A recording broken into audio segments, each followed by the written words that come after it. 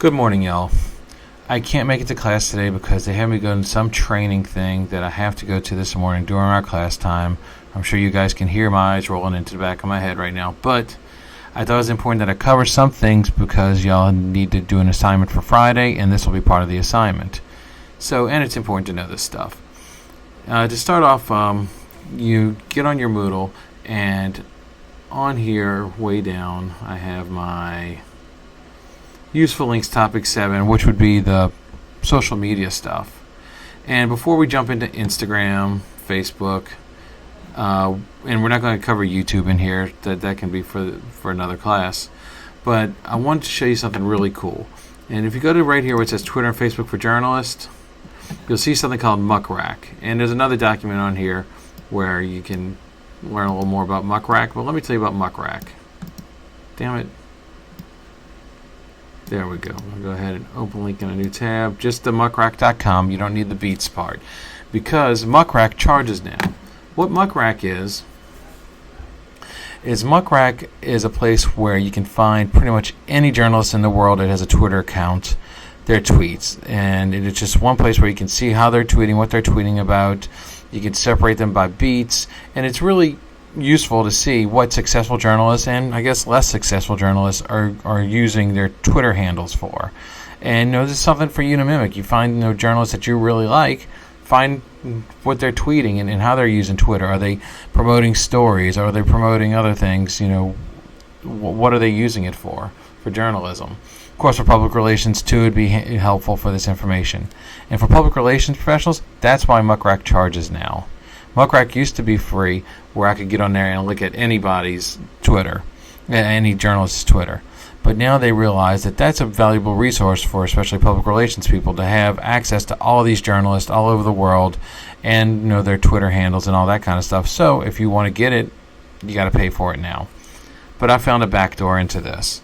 If you look up here in the address bar, muckrack.com, I found out that if you just type in something like sports, now you have a list of all the journalists whose beat is sports. And you scroll through this, look at it, there's so many on here. I'm just going to go through a few pages and try to find somebody I recognize. But we're still in the B's here, and I want a few pages already. I don't know who this Jim Aiello guy is, but let's see what he's doing on Twitter right now. So Jim Aiello, well, look, a day ago. Look at that. He posted 3 things yesterday.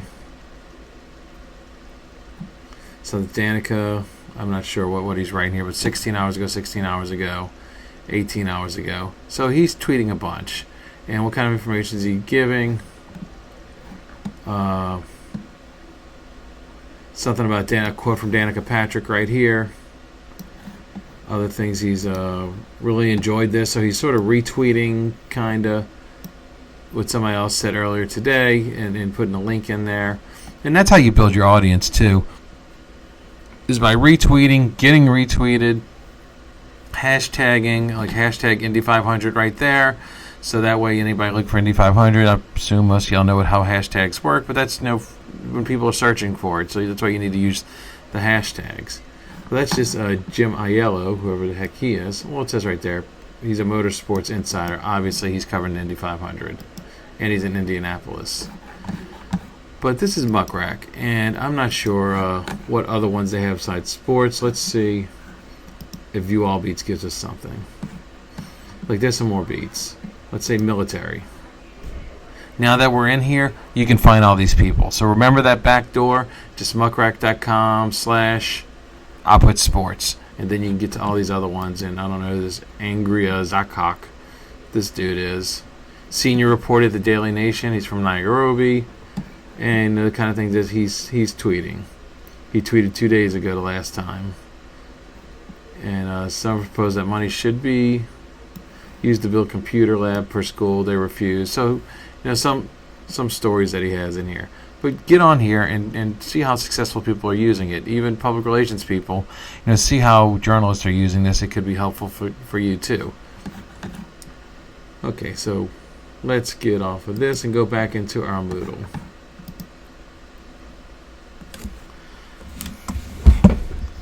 In Moodle, hold on, moving the microphone a little closer to me. In Moodle, I put some new slides up. I made an Instagram 2018 slideshow. Just go ahead and open it up, and I'm not going to go through all these slides right now for y'all, but there are some things that I think we should know.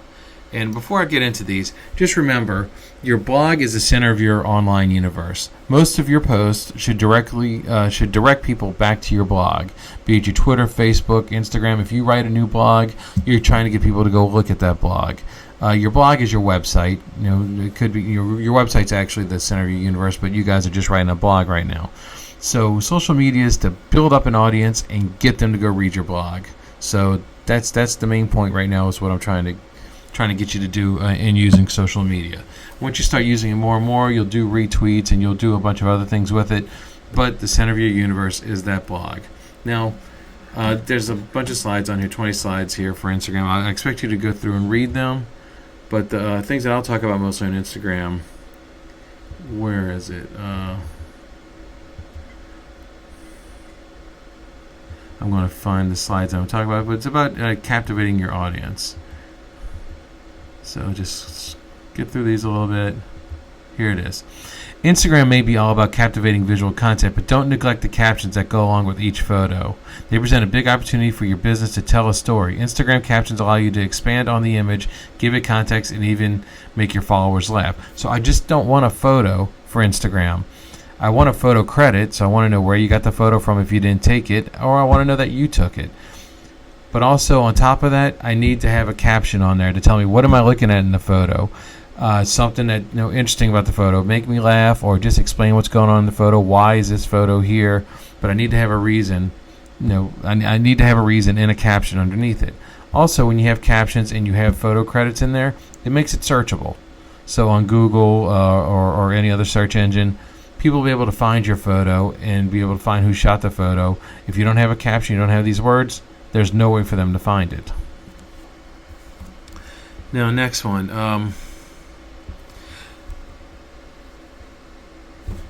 Oops, wrong computer. You can add up to 10 photos and videos to a single Instagram post, giving users the opportunity to swipe through and see each individual piece of content. Albums offer businesses a way to combine photos and videos, so you can tell stories this way.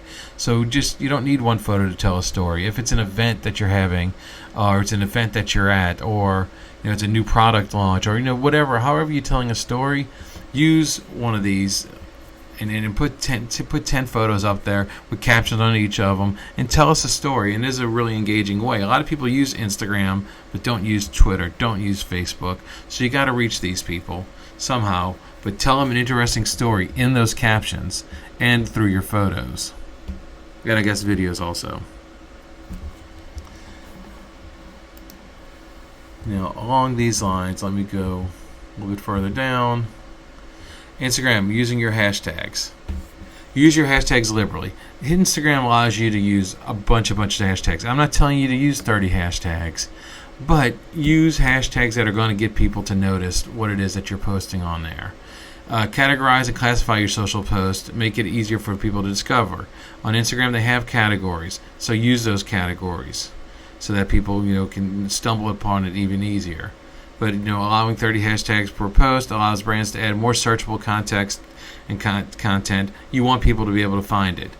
I wouldn't burden a bunch of hashtags in the middle of your post. Sometimes in Instagram and Twitter you can put a hashtag in the middle in place of a word, as long as the hashtag is that word sort of in text, and we don't mind it so much. Facebook don't. Facebook, we don't really use hashtags. You can throw hashtags at the end on Facebook sometimes, but it doesn't really work that way. But I would say at the end of your Instagram post, put a bunch of hashtags in there to make that irrelevant, to make it searchable. What else? Too many hashtags. Obfuscate. Remember, that's not a broadcast word, so don't ever use obfuscate the context of the post. But it just makes it more confusing and hides what you're really trying to say. So, even though you can put 30 hashtags, probably more than 5 is too many. Going down further. Focus on the entire post, not just the image. The image may be the star, but you got the hashtags. So I'm not doing that. Match message to the medium. Well, when I say match message to the medium, this is what we're talking about Facebook. Heavily hashtag posts don't fit on Facebook. The other ones you can read that are on this slide, but it's not really important right now. We cover a lot more of this stuff in 321. This is more of a writing class.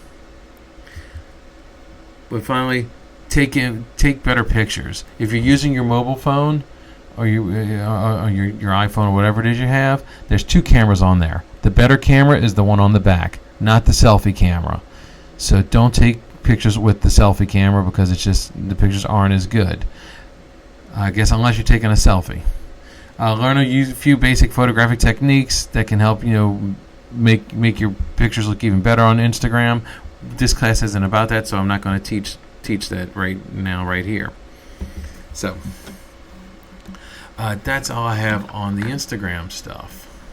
But you need to go through these slides. These are just things that I want you to really consider as you're writing your Instagram posts for this next assignment. Let's get off that. Let's go to the Facebook. And the Facebook one's not really that long.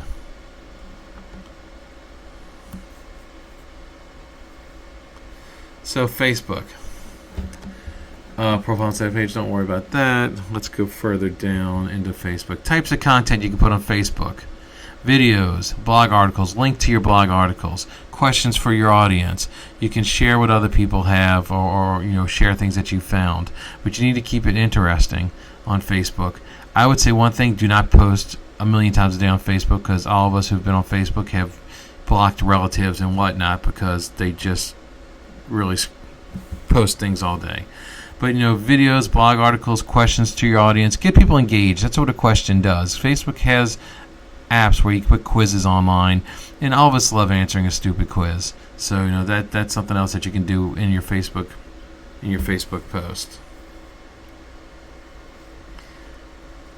Other things, Facebook types of content. The things that you get most response on Facebook, especially in status updates, might not be the most relevant to your business.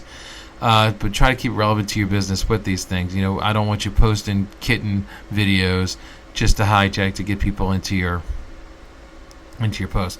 But hijacking the news is something else that a lot of people do on Facebook. Talk about Hillary Clinton during the Super Bowl when she was running for election.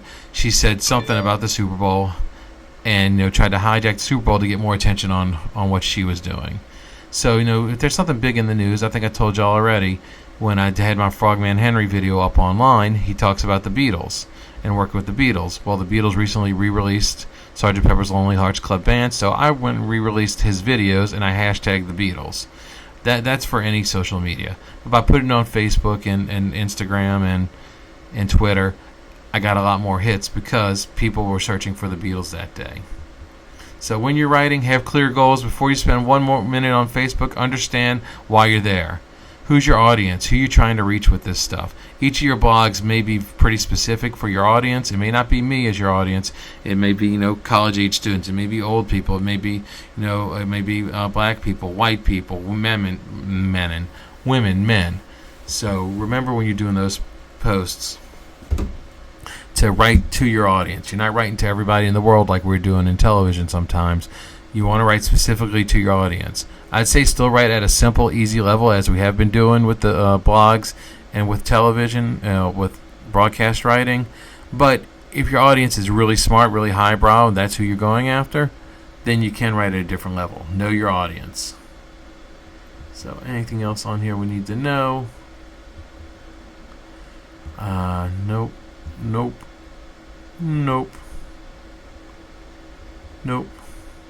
Your visual content should be central to any social media strategy. It shows that Facebook posts with pictures, with videos, with visual things, people look at a lot more often. So you want to have a visual content. Well, there it is. I didn't even look at the next one. 65% more engagement, if you have visual content on your Facebook posts. So try to add something visual. Not going to talk about timing when you should post and things like that. That's not part of this class. But this is important to know that you should respond when people are commenting on your Facebook thing or in any of your social media, and especially if it's negative, you got to nip that stuff in the bud. But anyway, let's get out of this and see anything else I needed to talk about here. Not really. I'm going to put an assignment up where you have to write another blog. Friday, write another blog. Also on Friday, I'll figure out some way. I haven't figured it out yet, but I want you to do a Facebook, a Twitter, and an Instagram post in support of your blog.